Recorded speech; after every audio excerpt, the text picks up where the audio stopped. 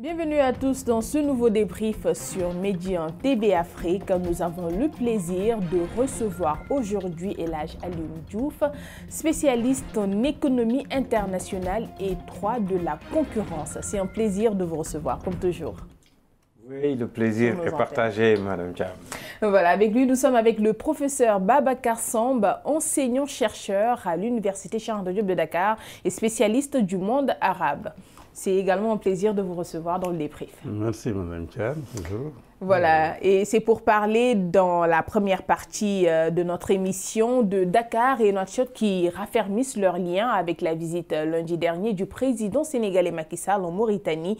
Et dans la deuxième partie, nous allons revenir sur la fermeture des frontières du Nigeria avec ses pays voisins, avec également la CEDEAO qui est toujours en quête de solutions pour garantir la libre circulation des biens et des personnes dans la zone. Alors, Monsieur Diouf, on va revenir dans la première partie s'agissant des liens entre le Sénégal et la Mauritanie. Le président Macky Sall, justement, a effectué, comme je le disais tantôt, une visite officielle de 48 heures en Mauritanie, une première du genre depuis l'élection du président Mohamed Ould Cheikh El Ghazouani.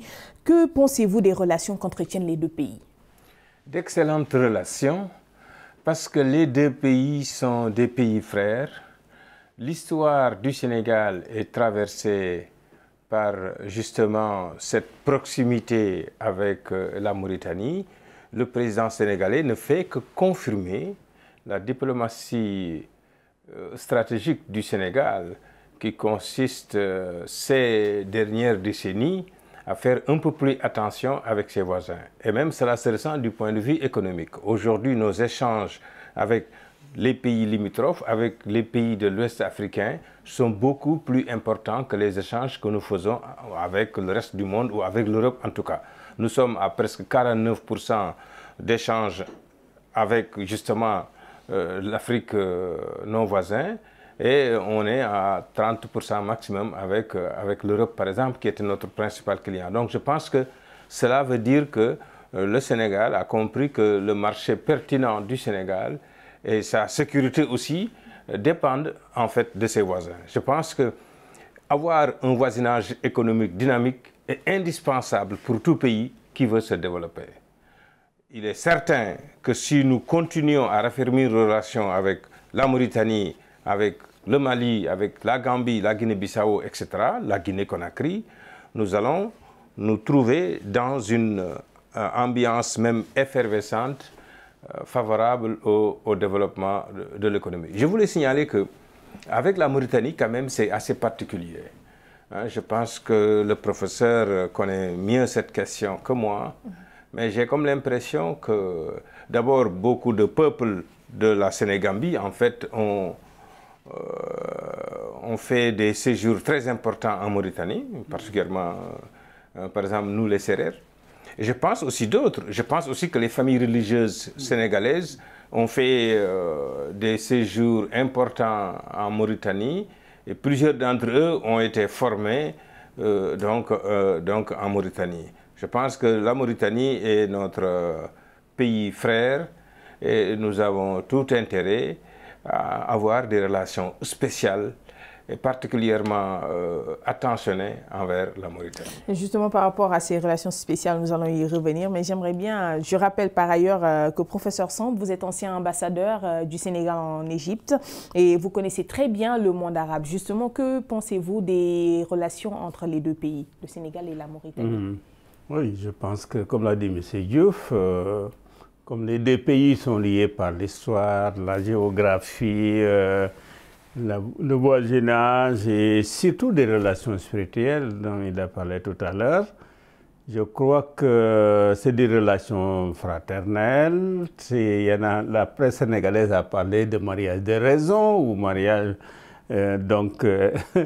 de cœur, mais je crois qu'avec l'apparition du pétrole, bien entendu, mais je crois que c'est des relations quand même qui ont été très constantes depuis les indépendances, même s'il y a eu certaines tensions avec ce qui s'est passé en 89 et donc les différences sur donc la frontière Rosso-Mauritanie, Rosso-Sénégal qui était véritablement une même entité, et qu'on ne peut pas exclure effectivement aussi des questions qui sont liées avec la pêche, parce que les Mauritaniens et les Sénégalais, ils ont toujours navigué de part et d'autre, et qu'on dirait que même les pêcheurs ne connaissent même pas, ne reconnaissent pas la question de la pêche aussi, c'est l'un des points importants sur lesquels nous allons revenir. Voilà, donc je pense que de manière générale, il faut dire qu'aujourd'hui quand même c'est le renforcement et l'approfondissement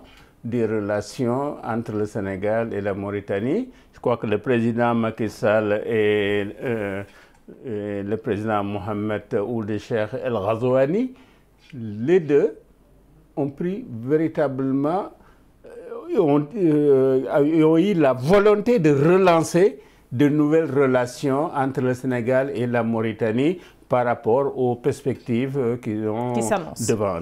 Voilà. Badara Diouf, au-delà des liens historiques, Dakar et Nouakchott partagent des intérêts communs, dont le pétrole et le gaz. Oui, absolument. Et cela me semble très, très important. Pourquoi? Parce que pour les deux pays, nous avons ici une potentialité énorme.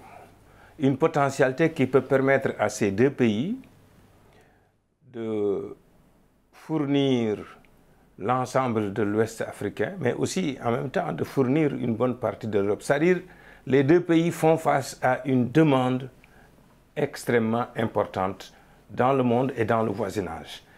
Les deux pays peuvent profiter justement d'un grand projet ouest-africain du Maroc avec le Nigeria. Le Maroc et le Nigeria sont en train de réfléchir autour d'un gazoduc.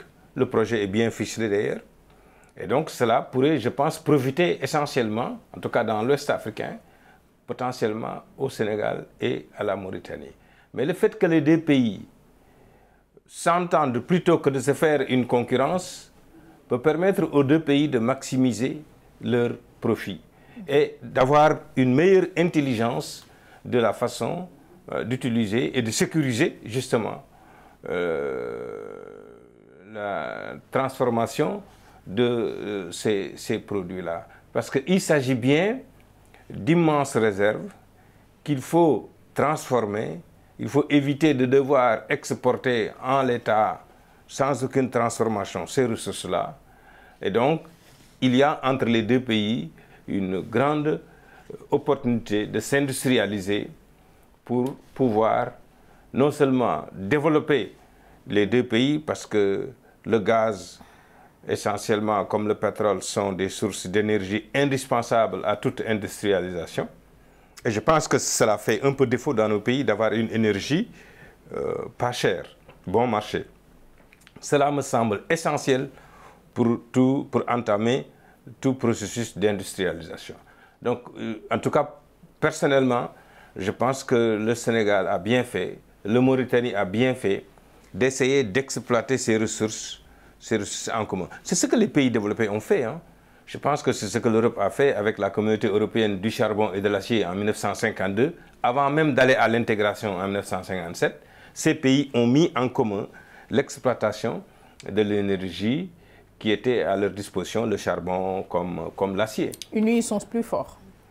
Unis, on est plus fort, c'est sûr. Plus solidaires, plus impliqués, et on sera aussi plus intelligent. Voilà. Professeur, déjà, les deux États comptent unir leurs efforts pour exploiter les grandes richesses gazières découvertes dans le bassin sénégalo-mauritanien face aux côtes atlantiques. Comment peuvent-ils en tirer profit et quelle sera, selon vous, la part qui devrait revenir à chacun? Oui, je crois que comme les deux pays n'ont pas les moyens, peut-être au départ de faire le travail de recherche, bon, ils ont confié ça à une société étrangère, Cosmos, et maintenant aussi pour l'exploitation, ils ont confié au BP. Donc nous, les ressources qui vont être générées à partir donc, de cette exploitation, je pense que c'est dans la perspective d'industrialisation, comme l'a dit Diouf, parce que je crois que tout ce que nous avons fait jusqu'à maintenant, c'est d'essayer de développer donc, le secteur agricole Mais l'agro-industrie, je crois que ce serait important, avec les ressources qu'on a, de pouvoir développer entre les pays. Je crois qu'il doit y avoir un couple comme l'Allemagne et la France, et un couple très fort dans l'Union européenne.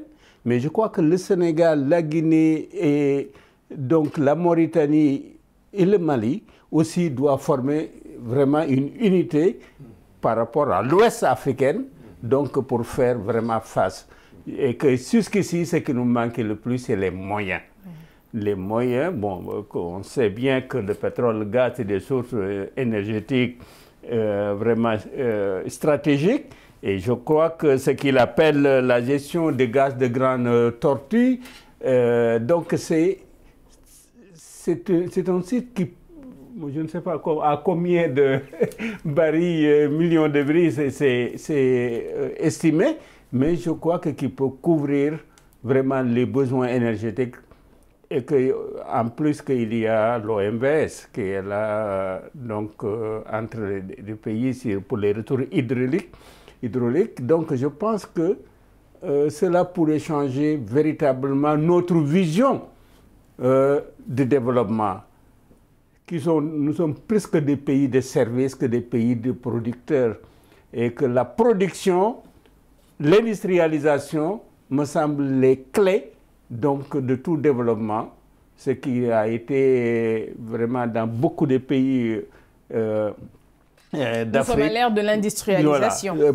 Si on compare avec les pays de l'Asie qui avaient le même niveau de développement, comme l'a montré Samir Amin, comme donc, Corée du Sud, etc., comment ils ont développer leur pays et nous, on est resté toujours en deçà des espérances. De développement. Bon, l'Afrique avance, mais lentement, on peut le dire. Et là, déjà, les deux pays semblent presser le pas, Monsieur Diouf, avec l'accord sur la première phase de commercialisation du gaz qui a été signé. Oui, les deux pays ont l'habitude. Nous sommes déjà dans l'OMVS. La Mauritanie revient dans la CEDEAO, ou en tout cas a déjà signé un accord de libre-échange avec la CEDEAO. Et je dis, les deux pays ont l'habitude de travailler dans l'OMVS. Là, c'est une vision stratégique du Sénégal depuis longtemps, enfin des dirigeants sénégalais, mauritaniens, etc., depuis des décennies, et qui montre qu'il est tout à fait possible de faire pas mal de choses au niveau aujourd'hui des frontières entre ces deux pays-là. Mais justement, cette énergie va nous permettre, un pays comme le Sénégal a du calcaire. Ce qui manque un peu au Mali, ce qui manque un peu dans certains pays africains. Ça veut dire qu'on pourra faire encore des usines de ciment et servir tous ces pays-là. Le fer qui est en Mauritanie, comme la bauxite qui est en Guinée, je crois que Pierre Goudiaby Atepa en a parlé, montre qu'aujourd'hui, et même au niveau de l'Union africaine, on a acté effectivement l'initiative de Goudiaby. Donc je pense que les pays doivent comprendre qu'il faut se tourner vraiment vers l'industrialisation. Le maître mot, c'est exploiter nos richesses énergétiques pour créer suffisamment d'énergie afin de faciliter l'implantation d'industries qui pourraient maintenant être effectivement rentables au niveau de toute l'Afrique de l'Ouest, au moins. Il y a aussi, il me semble-t-il, justement, ce que beaucoup craignent, ce qu'on appelle la malédiction des ressources minières, surtout du pétrole. Il ne faut pas négliger les autres secteurs. Au contraire, avec les phosphates, on peut créer beaucoup d'engrais. Avec justement le fer et l'acier qu'on va créer, on peut faire des machines agricoles. Il faut aller vers aussi un développement agricole puissant. Le Mali dispose d'immenses terres comme le Sénégal, comme la Guinée, comme la Mauritanie, toute la rive, l'autre rive du Sénégal, on fait toutes sortes de cultures. Donc je pense que ces pays devraient pouvoir véritablement, avec cette énergie-là, mettre en place les instruments pour atteindre l'autosuffisance alimentaire et même favoriser le développement de l'agriculture en général dans nos différents pays. Alors, professeur, cela constitue une grande manne financière, on le sait, mais le président mauritanien, lui, semble plus préoccupé par la sécurité maritime avec les drames répétitifs sur leurs côtes respectives. Et tout à l'heure, vous avez signalé le cas des pêcheurs. Oui, absolument. Je pense que la Mauritanie, quand même, c'est pas du protectionnisme, mais le Sénégal et la Mauritanie sont considérés comme les pays qui ont les côtes les plus poissonnières presque du monde. Et qu'on sait très bien que la main-d'œuvre vient du Sénégal en réalité. Et c'est pourquoi la Mauritanie avait imposé, je crois, je sais pas, 15 € par tonne pêchée en Mauritanie. Mais la sécurisation de ces frontières aussi me semble d'une aspiration légitime. Mais compte tenu que le Sénégal et la Mauritanie, que quand vous connaissez vraiment Saint-Louis, Guet-Ndar, comment les gens entrent en Mauritanie, ils sortent, comme je disais tout à l'heure, ils ne connaissent pas du tout ces frontières maritimes. Mais comment faire maintenant pour vraiment le partage des richesses halieutiques? Je crois que le président Macky Sall a dit que l'attitude de la Mauritanie, c'est une attitude panafricaniste. C'est-à-dire les facilités pour les licences et donc d'enlever les 15 € par tonne pêchée par les héritiers sénégalais. Cela montre vraiment une nouvelle page dans ces relations parce que c'est une question récurrente qui est venue depuis vraiment l'indépendance. Et surtout que depuis qu'on a signé les accords de pêche avec grandes sociétés européennes qui font que le poisson se raréfie dans nos côtes. Moi-même, je suis lébou, donc fils de pêcheur, je sais bien ce que je dis. Donc, vous allez à Thiaroye, je ne parle pas des Saint-Louisiens, mais il y a aussi les gens de toute la petite côte là, de Mbour, Yen, Ndiangal, Toubab Dialaw, Siska, Yoff, ils vont également en Mauritanie ou en Guinée-Bissau. Donc, le même problème qui se pose dans les deux pays. Le Sénégal, comment en tirer profit tout en gardant vraiment des relations de bon fixe entre la Mauritanie et le Sénégal, que la Mauritanie aussi ne soit pas lésée dans ses droits. Moi, je crois que là, il faudra d'autres protocoles. Ils ont créé quand même un comité de suivi. C'est-à-dire qu'on a réglé le problème ponctuellement, mais ça ne veut pas dire que ça ne va pas se reposer d'ici quelque temps. C'est pourquoi il y a un comité de suivi qui va voir vraiment comment régler ces différends entre Mauritaniens et Sénégalais sur et raffermir donc les conditions de l'exploitation des richesses halieutiques entre les deux pays. Alors, M. Diouf, tout à l'heure, professeur parle de résolution de problèmes, mais comment résoudre définitivement ce problème qui permettra certainement aux pêcheurs de Guet-Ndar d'accéder à la richesse nationale, que le poisson, on le sait, et aux éleveurs mauritaniens de profiter des richesses, des riches pâturages en territoire sénégalais, à moindre coût surtout? Oui, ces accords sont déjà actés. Le Sénégal a fait un grand pas en avant avec le gaz. La Mauritanie ne veut pas rester en reste. Donc la Mauritanie aussi fait un grand pas. Donc je pense que comme Césaire le disait, un pas, un autre pas et encore un autre pas et tenir gagner chaque pas. Si chaque pays respecte véritablement les accords qui sont signés, je pense qu'on ira de l'avant. Mais il faudrait maintenant que, moi je parle aux Sénégalais essentiellement, il faudrait qu'on soit un peu plus discipliné dans l'exploitation de nos ressources. Il faut qu'on comprenne que les ressources sont d'une certaine manière périssables ou bien peut-être peuvent ne pas être renouvelables. Hein? Et que, surtout dans le domaine de la pêche, on l'a vu, c'est parce que peut-être nos côtes ne sont plus aussi poissonneuses qu'avant qu'on est obligé d'aller encore un peu plus loin. Et ça pose un problème de sécurité. Donc il faudrait qu'on soit un peu plus discipliné, qu'on respecte un peu les accords et qu'on respecte les règles établies. Et je ne vous coupe pas, même parlons même de discipline. On rappelle que ce déplacement du président Macky Sall intervient quand même au lendemain de nouvelles arrestations de pêcheurs sénégalais pour violation des eaux territoriales mauritaniennes. Il faut former nos pêcheurs pour qu'ils comprennent un peu mieux la géographie maritime. Donc des fois, je pense que je ne crois pas que les pêcheurs violent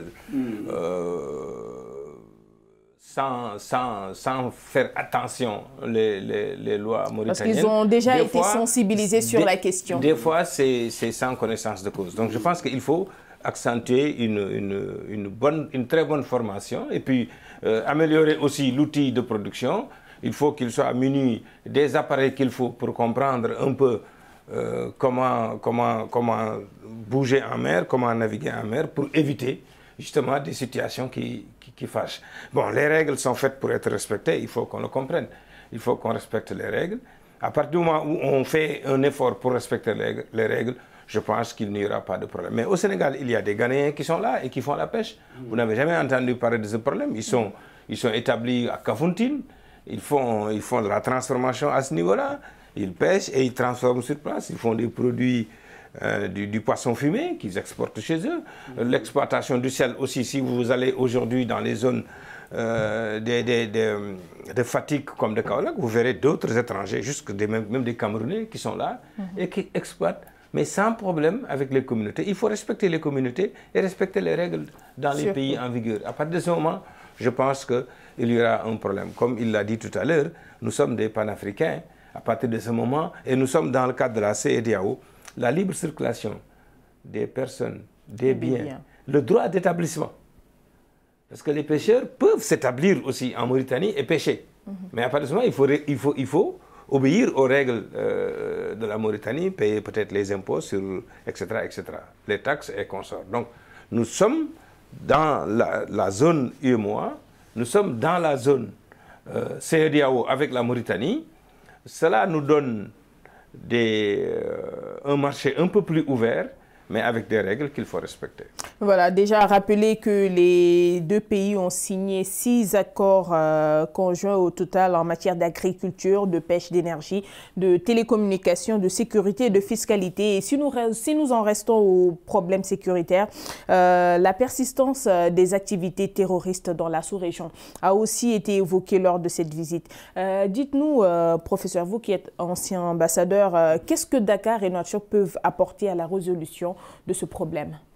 Oui, je crois qu'ils ont beaucoup insisté donc, sur une coalition même internationale au-delà de la Mauritanie et du Sénégal. De lutte contre le terrorisme, voilà, la contrebande, le trafic d'armes, entre autres. Et que, bon, nous savons bien que le Sénégal ne fait pas partie du groupe de G5, mais la Mauritanie, d'après ce que j'ai lu à travers les lignes, presque invite le Sénégal à... Parce que ce sont ces pays frontaliers, il est directement lié à la question. C'est ça. Et que donc, aussi, il faut aussi sécuriser l'exploitation du pétrole dans l'avenir. Donc, c'est pourquoi la question de violence, du terrorisme dans le Sahel, c'est une chose qui est importante pour sécuriser donc l'exploitation du pétrole, assurer un développement harmonieux et surtout assurer la libre circulation des individus, des personnes et des marchandises, parce qu'ils ont même dit, ils ont allé plus loin, hein, parce que ça c'est important, de dire qu'ils voudraient créer, en tout cas contribuer tous les deux à la création de la zone de libre-échange continentale, qui est un projet dont l'objectif est d'arriver en 2063 à un grand marché de tout le continent africain. Parce qu'on le sait, le pétrole et le gaz, ça attire. Mais justement, une autre question que j'aimerais qu'on aborde rapidement, parce qu'il nous reste 2 minutes avant la fin de cette première partie, sur le Sénégal. Les Sénégalais de Mauritanie qui espèrent que la question de la délivrance des cartes de séjour soit au menu de ces échanges-là. Ça a été abordé. Que peut-on dire si l'espoir est permis? Parce qu'on voit que l'actuel président mauritanien est plus flexible que son prédécesseur. Il est beaucoup plus ouvert. Je pense que... effectivement, peut-être qu'il va faire un effort pour que les Sénégalais... Bon, j'ai fait allusion à ce qui s'est passé dans l'histoire récente du Sénégal. Alors rapidement, pour qu'on puisse terminer avec M. Diouf. Donc je pense qu'effectivement, le président mauritanien est très disposé et que ces questions-là pourraient être réglées diplomatiquement. Alors, M. Diouf, l'espoir est-il permis pour clore ce débat? Oui, les autorités mauritaniennes ont été très intelligentes dans leur approche avec justement cette question de la sécurité, parce que de toutes les façons, nous sommes obligés d'être ensemble pour assurer notre sécurité. Si la sécurité manque en Mauritanie, immanquablement, elle va aussi impacter sur le Sénégal. Je pense que dans le domaine de l'éducation, dans le domaine de la formation des armées, nous avons quand même des possibilités aussi d'améliorer la formation dans nos deux pays, d'autant plus qu'au Sénégal, vous avez des écoles où on rencontre, en tout cas à l'université, moi j'ai des étudiants mauritaniens et qui sont aussi brillants que les étudiants sénégalais. Donc il y a des choses à faire à ce niveau-là. D'un point de vue sécuritaire, je pense que le plus important pour chaque pays, c'est d'avoir une armée réelle, capable de protéger le pays. Maintenant, les deux armées s'y mettent ensemble parce qu'ils doivent s'y mettre ensemble pour assurer la sécurité au niveau maritime, comme pour assurer la sécurité. Parce que la Mauritanie est un dispositif très important pour nous du point de vue sécuritaire. Donc notre intérêt, c'est de faire tout pour qu'il y ait la sécurité aussi en Mauritanie. Donc il faut coopérer étroitement avec la Mauritanie. Il est très important pour les deux pays de travailler Absolument. ensemble. Bon, voilà, là, nous sommes au terme de cette première partie. Restez avec nous, on se retrouve tout à l'heure dans la deuxième partie.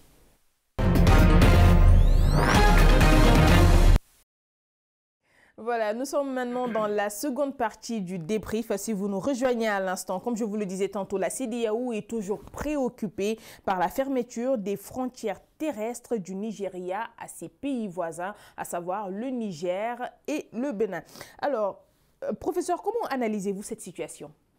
Cette situation, ça dure longtemps. Ça a commencé depuis le mois d'août jusqu'à là. Bon, il y a fermeture partielle, puis fermeture totale, qui font que donc, le Nigeria, bon, c'est un grand marché aussi pour le Bénin.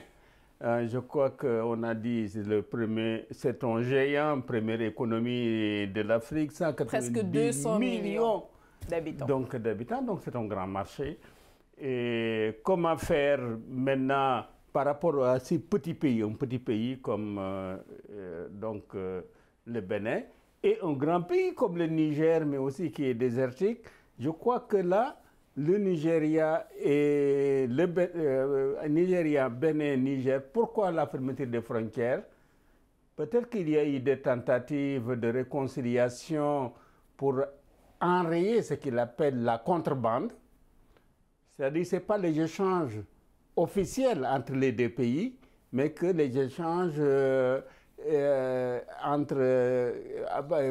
entretenus par des groupes. Donc on a vraiment qualifié la douane béninoise de laxiste par rapport à la sécurisation des frontières. Cela faisait perdre beaucoup d'argent aux économies respectives. Absolument. Et puis ça entame aussi donc les efforts du Nigeria pour l'autosuffisance alimentaire, parce que c'est le riz et d'autres denrées alimentaires qui sont supportés à travers donc, les frontières. Et surtout, il y a du riz même qui n'est pas, paraît-il, produit dans ces pays-là, qui viennent d'ailleurs. Donc c'est une politique de protectionnisme peut-être du Nigeria pour que son marché ne soit pas inondé par le riz béninois et autres. Mais il y a toutes des activités connexes à la frontière que vous connaissez, comme en Afrique, entre le Sénégal et la Mauritanie. C'est justement ces activités connexes-là qui sont actuellement bloquées. Et c'est ce qui fait l'objet même de ces débats-là. Alors vous, je dis professeur Diouf, excusez-moi. Monsieur Diouf, comment analysez-vous cette situation? Quel est le regard que vous jetez là-dessus? Oui, le Nigeria est attendu comme un leader en Afrique de l'Ouest. Le Nigeria est très dynamique dans la CEDEAO, et la CEDEAO est une très forte communauté économique régionale. Le Nigeria connaît bien les lois. Le Nigeria ne peut pas fermer sa frontière totalement, mais elle peut prendre des mesures de sauvegarde. Parce qu'ici, je pense que c'est des mesures de sauvegarde que le Nigeria prend, plutôt même que des mesures de protectionnisme. Qu'est-ce que c'est que la sauvegarde? La sauvegarde, c'est permis par les accords.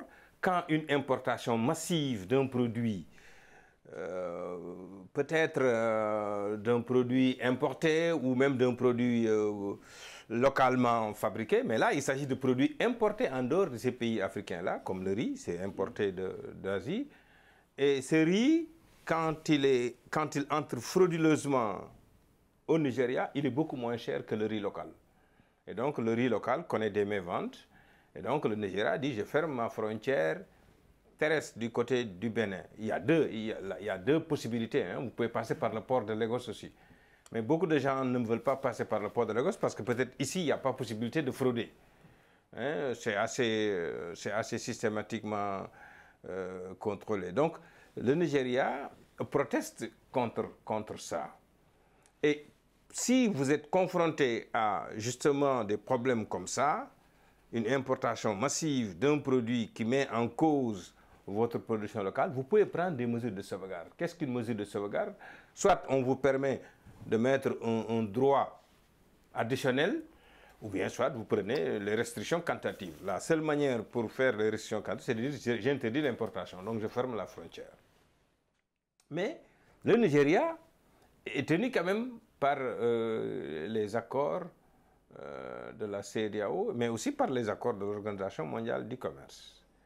Elle peut appliquer des mesures de sauvegarde momentanément, mais elle ne peut pas fermer sa frontière de manière brutale, ad vitam aeternam. Parce que cela a quand même duré depuis août dernier. Déjà, les 15 membres de la communauté se sont réunis récemment à Ouagadougou pour trouver des solutions réalistes et à court terme. Qu'est-ce qui peut être fait dans l'immédiat selon vous, professeur? Oui, la réunion qui s'est tenue à Ouagadougou, moi j'ai suivi un peu. Bon, vraiment, ils ont beaucoup insisté, surtout sur donc le principe sacro-saint de libre circulation des personnes et des biens. Parce que là, il urge de trouver des solutions sur le court terme. Voilà, absolument. Il y a même des pétitions des citoyens béninois et autres, donc qui commençaient à circuler, et que ça ne touche même pas seulement le Bénin, mais ça va toucher aussi le Togo. Et même plus loin, peut-être même le Ghana, parce que ces pays-là aussi, il y a un flux de marchandises entre Ghana, Togo, Bénin et Nigeria, de part et d'autre. Donc, qu'est-ce qu'il faut faire? C'est comment résoudre, disons, l'impact négatif de la fermeté des frontières. C'est ça le problème. Et même si c'est des mesures de sauvegarde, mais c'est dans l'intérêt exclusif de Nigeria, mais au détriment des autres pays. Parce que c'est les autres pays également qui vendent leur production au Nigeria, et que, comme on dit, c'est un très très grand marché. Et maintenant, qu'est-ce qu'il faut faire? C'est que la CEDEAO, s'il n'arrive pas à trouver une solution, ça va entamer la crédibilité de la CEDEAO, de faire respecter aux États donc les règles élémentaires d'échange économique et de circulation des biens et des personnes. C'est ce que craint justement la communauté, le fait que sa crédibilité soit remise en question. Selon vous, quelle est cette mesure que la communauté peut prendre dans l'immédiat pour résoudre ce problème? Faire respecter les règles. Il ne s'agit pas ici de produits originaires. Il ne s'agit pas ici de produits communautaires. Il s'agit de réexportation frauduleuse. Il s'agit de produits importés d'ailleurs. Cela est inacceptable. Aucun pays n'aurait accepté. Vous vous souvenez, quand on parle de voisinage dynamique, le Sénégal a été confronté à ce problème. On veut le nommer. À un moment donné, en Gambie, beaucoup de produits, Kafal, quand on parle de l'usine d'allumettes du Sénégal qui a fermé il y a longtemps, mais c'est à cause des produits allumettes qui venaient de Gambie. Sigelec aussi, il y a eu des usines au Sénégal qui ont fermé parce qu'il y avait une importation frauduleuse. Il y avait une introduction frauduleuse de ces mêmes produits par la Gambie. Et alors, cela est inacceptable. Aucun pays ne va l'accepter. Le Sénégal, à un moment donné, a été obligé de faire ça. On a fermé nos frontières, on a même étouffé la Gambie. À un moment donné, on a dit, OK, rien ne rentre. Les douaniers, tout le monde, on a cerné les frontières et on a commencé à avoir des résultats. Ils ont appelé à discuter et à prendre les mesures qu'il faut. Je pense qu'il y a des choses dont on ne peut pas parler peut-être ici, mais dans le cas du Bénin et du Nigeria, il y a des questions de rétorsion. Il y a des questions de... On a refusé peut-être à un homme d'affaires... Bon, disons que c'est peut-être des intérêts étatiques. Des représailles, d'intérêts même privés. Il y a eu des hommes privés, par exemple, nigérians, qui estiment avoir perdu des marchés, l'un avoir perdu une licence, Dangote qui estime avoir voulu mettre en place une usine qu'on lui a refusée. Donc ces peut-être privés nigérians vont faire pression sur leur gouvernement. Et Dangote n'est pas n'importe qui, c'est peut-être l'une des fiertés du Nigeria. Peut-être là on assiste à une bataille d'intérêts peut-être. Je pense qu'il y a ça aussi qui s'y greffe et que peut-être le problème est assez complexe. Je pense que d'ailleurs quand les Béninois et les Nigérians ont parlé la première fois, Je pense qu'ils ont bien cerné le problème. On s'attendait à ce que l'affaire soit résolue, mais je pense qu'il faudrait peut-être revenir à des solutions win-win, gagnant-gagnant. Parce que le problème, sur le riz, il n'est pas possible que le riz qui vient d'ailleurs puisse concurrencer à ce point le riz nigérien. Local. Parce que le riz local, le riz importé est frappé de 70% de droits de douane.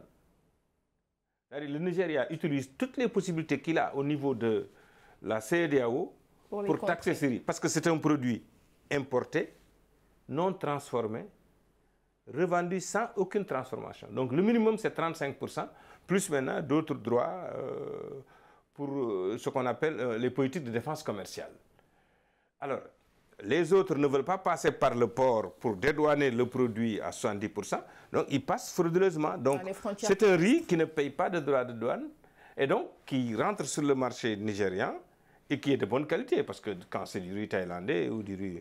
Donc c'est du riz de bonne qualité et qui est vendu moins cher, donc c'est ce riz qui est vendu et non le riz nigérian.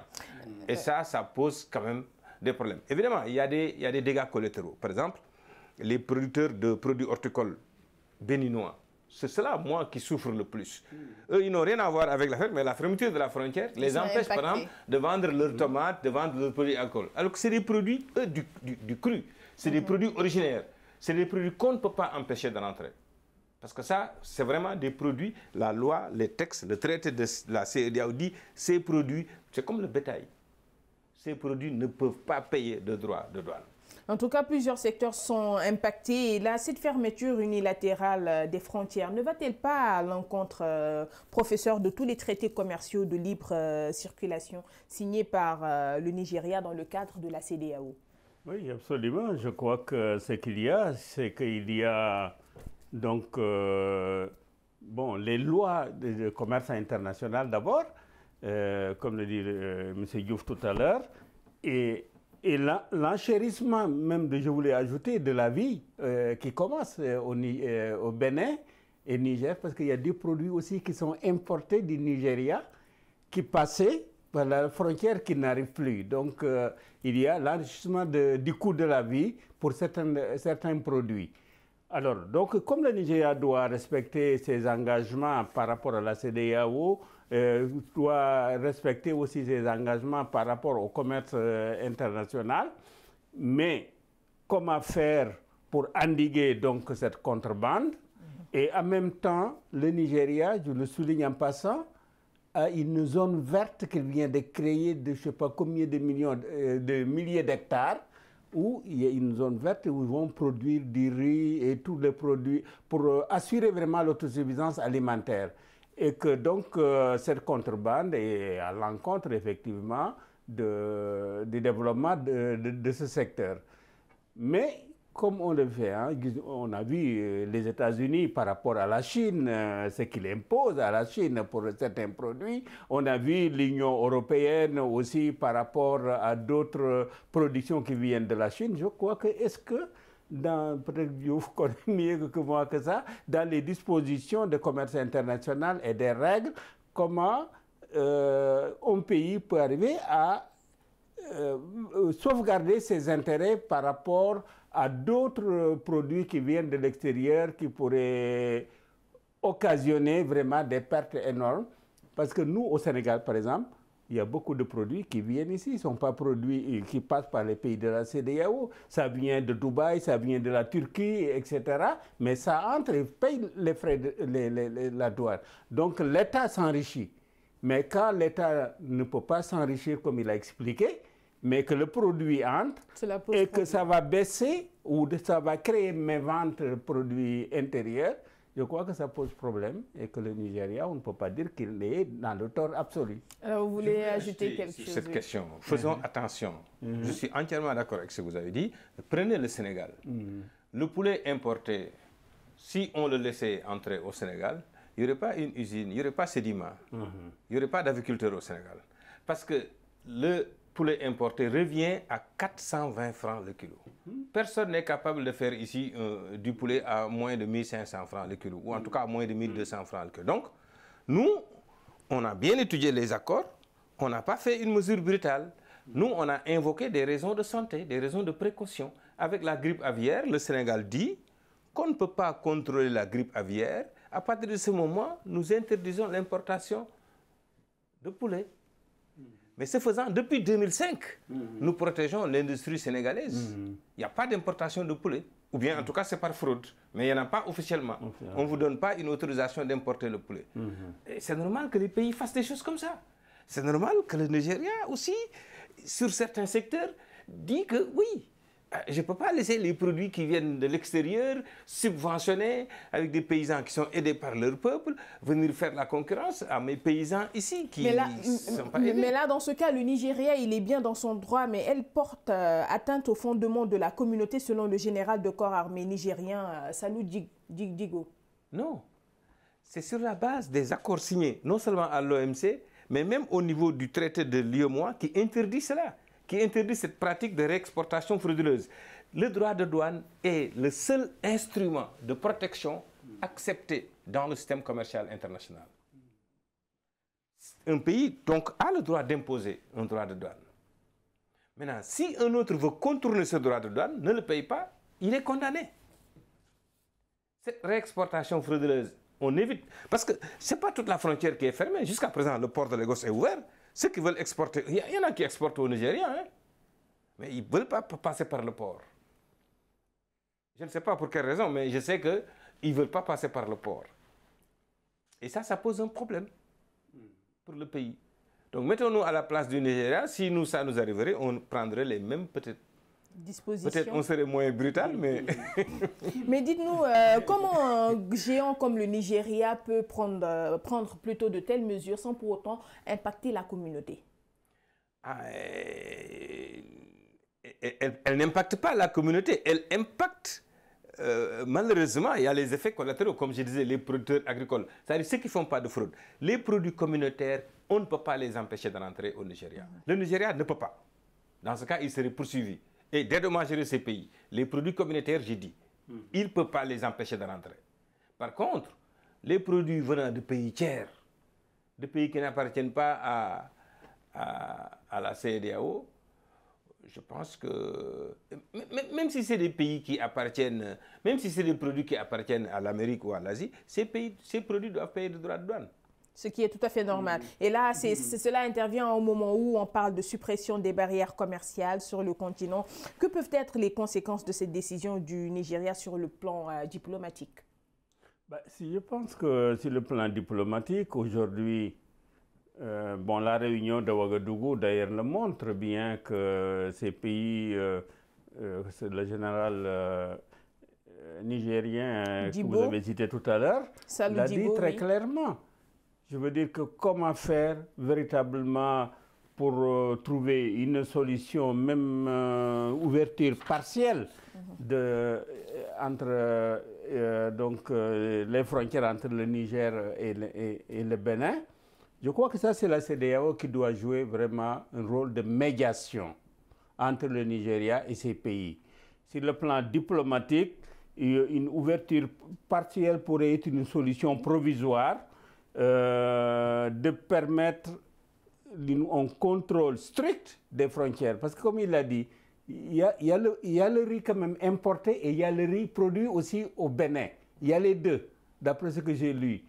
Les produits communautaires, mais qui passent frauduleusement, qui ne payent pas de taxes, parce que si on demande à un produit qui vient de l'extérieur de payer 70%, et un autre produit communautaire peut-être qu'il va payer 20%, bon, mais ce n'est pas les États qui en profitent. Ce sont donc je ne pourrais pas dire trafiquants, mais des gens qui ne respectent pas les règles. C'est pourquoi au Nigeria, je crois que Buhari est sous pression des opérateurs économiques. Il a parlé tout à l'heure de Dangote et d'autres qui font pression sur le gouvernement vraiment d'être très restrictive et d'être très sévère sur la lutte contre la contrebande et la fraude.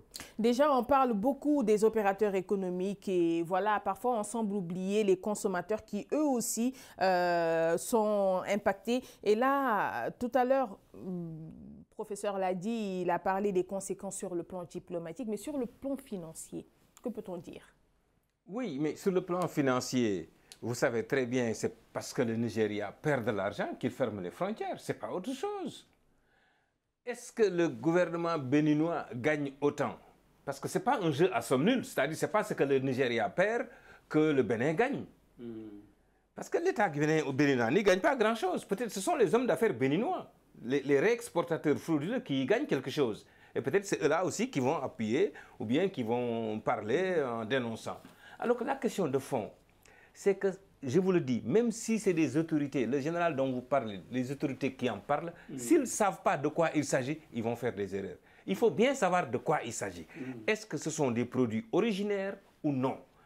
Dans le cadre de l'UEMOA, comme dans le cadre de la CEDEAO, tous les produits originaires, c'est-à-dire tous les produits communautaires, on fixe des règles d'origine dans toute expérience d'intégration. C'est-à-dire, il faut donner des nationalités aux produits. Un produit qui a la nationalité CEDEAO, mais circule librement dans la CEDEAO. Un produit qui n'a pas la nationalité CEDEAO ne peut pas circuler comme il veut. Il doit payer le droit de douane, il doit passer par des mesures, des règles communautaires fixées par tout le monde. En tout cas, le Nigeria justifie cette mesure et campe sur sa position par sa volonté de mettre fin à la contrebande de certains aliments qui menacent ses frontières. Maintenant, qu'en est-il de l'impact dans la zone CEDEAO? Là, en est le problème. Non, ça ferme une très bonne partie. C'est-à-dire que cette route-là, si on la ferme hermétiquement, si on ne fait pas le distinguo entre les produits frauduleux et les produits non frauduleux, ça va impacter négativement. Parce que beaucoup de pays passent par là.